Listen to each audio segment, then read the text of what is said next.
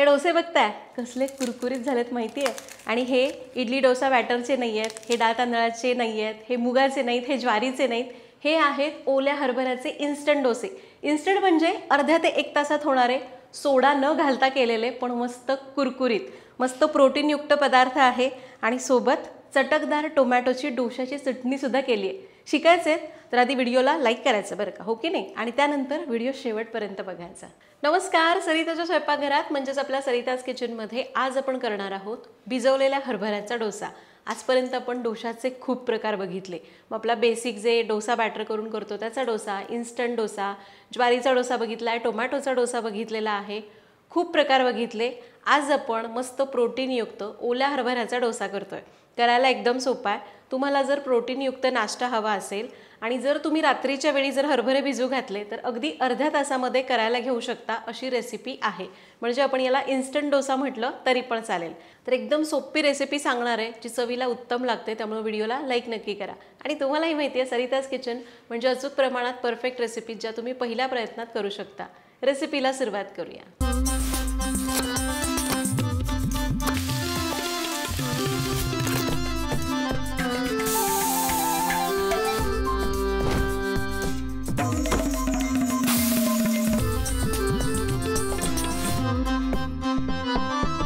तर आपण डोसा करायचा आहे, सोबत मस्त चटपटीत टोमॅटोची चटणी पण करायची आहे. तर या दोन्हीसाठी साहित्य काय लागणार आहे ते आधी सांगते. तर इथं आपण घेतले 2 कप भिजवलेले चणे म्हणजे हरभरे, त्यासाठी पाऊण कप बारीक रवा घेतला, अर्धा कप ताजं दही, 1 इंच आलं, 3 ते 4 हिरव्या मिरच्या, 1 टेबलस्पून कोथिंबिरीची कोळी देठं आणि चवीप्रमाणे मीठ.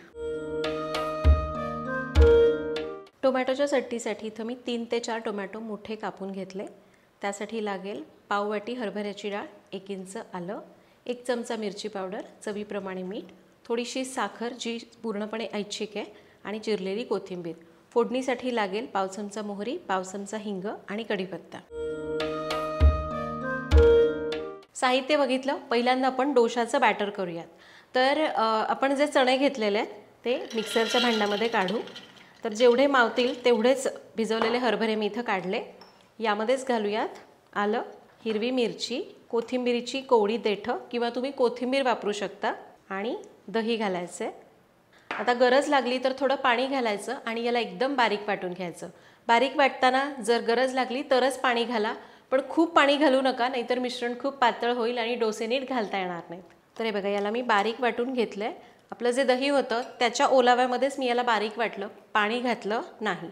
आता आपण काय करूया, हे जे उरलेले चणे आहेत हे मिक्सरच्या भांड्यात काढू. त्याचबरोबर यामध्ये घालायचं आहे बारीक रवा. आता मात्र याच्यामध्ये पाणी घालूयात. साधारण 3-4 टेबलस्पून पाणी घातलं. आता यालाही मिक्सरमधनं बारीक फिरवून घेऊ. तर हे बघा, याला मी बारीक वाटून घेतलं आहे, दोन्हीला चांगलं मिक्स केलं. तुम्हाला जर वाटलं की पहिल्यांदा जे चणे वाटले तर थोडे जाडसर राहिले, तर रव्यामध्ये आपण जेव्हा वाटून घेतो ना त्याच्यासोबत पुन्हा एकदा सगळं बारीक करून घेऊ शकता. हे बघा, हे खूप असं पातळ ठेवलेलं नाही, डोशाचं कसं मिश्रण असतं तसंच ठेवलेलं आहे आणि एकदम बारीक वाटलं गेलं आहे. आता यामध्ये घालायचं आहे चवीप्रमाणे मीठ. याला मिक्स करायचं. मीठ मिसळलं. आता याच्यावर झाकून याला 15 मिनिटांसाठी भिजू द्यायचं, कारण आपण रवा घातला ना तो थोडासा भिजला की डोसे छान होतील. तर आपलं हे पीठ भिजतंय तोपर्यंत आपण याची चटणी करूया. तर चटणीसाठी कढईमध्ये तेल घेऊयात. साधारण 1 चमचा तेल घेतलं. आणि हो, हे आपलं सरिताज किचनचं लाकडी घाण्याचं तेल आहे, जे शुद्ध पारंपरिक आहे, ज्यामध्ये कोणतेही केमिकल्स वापरले जात नाहीत. एकदा जरूर वापरून बघा. ऑर्डर करण्याची लिंक डिस्क्रिप्शन बॉक्समध्ये दिलेली आहे. तेल गरम झालं की यामध्ये घालूयात हरभऱ्याची डाळ आणि आलं. मला थोडंसं परतून घ्यायचं आहे, अगदी 1 अर्ध्या मिनिटांसाठी. तुम्हाला पाहिजे तर यामध्ये डाळीसोबत शेंगदाणे पण घालू शकता, कच्चे शेंगदाणे घालायचे. तर डाळ आणि आलं थोडंसं परतलं. आता यामध्ये घालायचं आहेत टोमॅटोच्या फोडी. चवीप्रमाणे मीठ घालूया. साखर घालायची आहे. टोमॅटो जर आंबट असतील तर साखर घाला, किंवा तुम्हाला आवडत नसेल नाही घातली तरी चालेल. मिरची पावडर घालायची. थोडीशी कोथिंबीर घालूया आणि याला परतून घेऊ. 1-2 मिनटं परतून घ्यायचं. तर टोमॅटो आपण 2 मिनिट परतले, रंग भारी आला ना. आता यामध्ये घालायचं थोडंसं पाणी. याला थोडंसं मिक्स करायचं आणि याच्यावर झाकून गॅस कमी करायचा आणि याला मंद आचेवर 5-7 मिनिटं शिजू द्यायचं. अगदी वाटलं तर एकदा मध्ये मध्ये ढवळून घ्या. टोमॅटो आपल्याला एकदम मऊ शिजवायचा नाही, असा अर्धा कच्चा ठेवायचा, म्हणजे चटणीला तो छान चटपटीतपणा येतो. तर एक 5-6 मिनिटं शिजवून घेऊ. तर 5 मिनिटं आपण याला ठेवलं होतं आणि टोमॅटो चांगले शिजलेले, चांगले म्हणजे अर्धे शिजलेले आहेत. याचंच हेच कारण आहे की मी टोमॅटोच्या मोठ्या फोडी केल्या. बारीक फोडी केल्या की अगदी लगेच मऊ होतात म्हणून. गॅस बंद करूयात आणि याला पूर्ण गार होऊन देऊ. तर टोमॅटो पूर्ण गार झाले, याला मिक्सरच्या भांड्यामध्ये काढले. यामध्ये ही उरलेली कोथिंबीर घालायची, अगदी थोडंसं पाणी घालायचं आणि याला मिक्सरमधनं बारीक करायचं.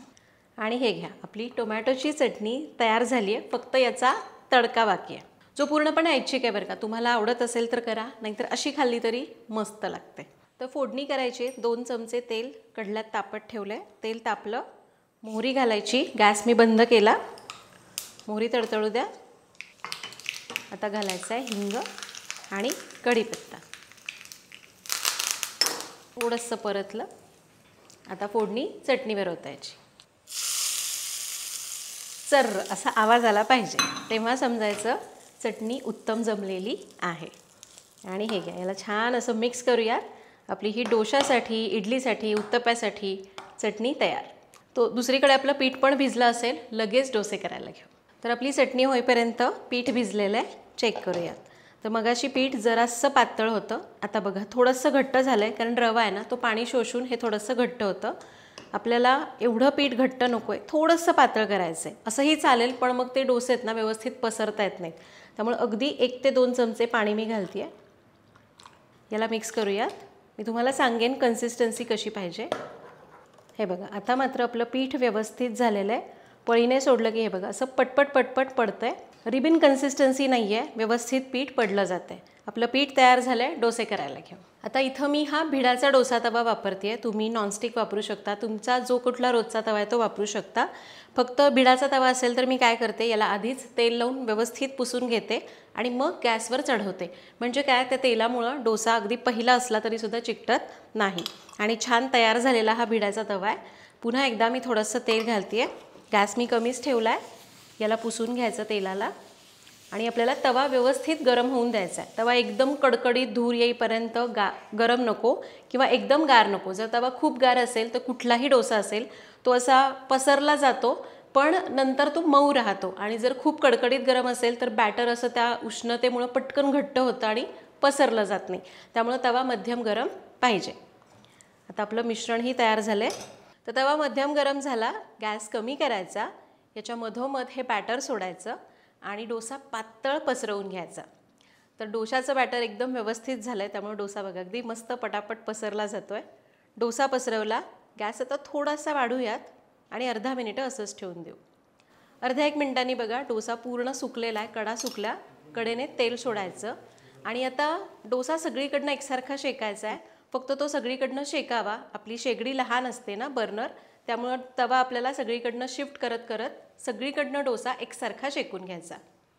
तर साधारण 1-2 मिनिटांनी बघा डोसा असा छान शेकला गेला, सगळीकडनं असा खाली तांबूस रंग आलेला दिसतोय. आता डोशाच्या कडा सोडून घेऊयात. हे बघा डोसा किती छान सुटला जातोय. आणि डोसा असा गोल करू आणि काढून घेऊ आणि आपला मस्त कुरकुरीत डोसा तयार झाला. आता पुढचा डोसा करत असताना तव्यावर पाणी मारायचं, म्हणजे तव्याचं तापमान मेंटेन होतं. आणि पुन्हा तव्यावर जसं अगदी पहिला सोडलं तसंच इतर डोसे सोडून घ्यायचे. तर बघितलं करायला किती सोपे आहेत. चणे भिजवलेले असतील तर त्यात रवा, मिरची, आलं, कोथिंबीर, मीठ सगळं घालायचं, बारीक वाटायचं आणि अर्ध्या तासाने डोसे करायला घ्यायचे. चटणीसुद्धा खूप भारी लागते. तर इथं आपण ओल्या हरभऱ्याचे डोसे केले. तुम्हाला जर तुम्ही डाएट कॉन्शियस असाल, तुम्हाला काही प्रोटीनयुक्त पटकन होणारा नाश्ता हवा असेल तर ही रेसिपी तुमच्यासाठी. यामध्ये तुम्ही पाहिजे तर थोडेसे मोडालेले हिरवे मूगसुद्धा वापरू शकता आणि अशा पद्धतीचे डोसेसुद्धा करू शकता. तर मस्त डोसे तयार झालेले आहेत. फक्त पाणी किती घालायचं हे लक्षात घ्या, कारण इथं आपण हरभरे वापरलेत, रवा वापरला आहे, त्यामुळे वेळ जाईल तसं तसं हे मिश्रण घट्ट होत जातं. थोडंसं पाणी वाढवावं लागू शकतं, हे एकदा लक्षात घ्या, कारण खूप घट्ट झालं तर डोसे तव्याला चिकटून बसतील.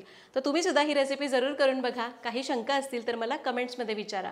पुन्हा भेटूया तशाच एका नवीन व्हिडिओमध्ये. तोपर्यंत धन्यवाद.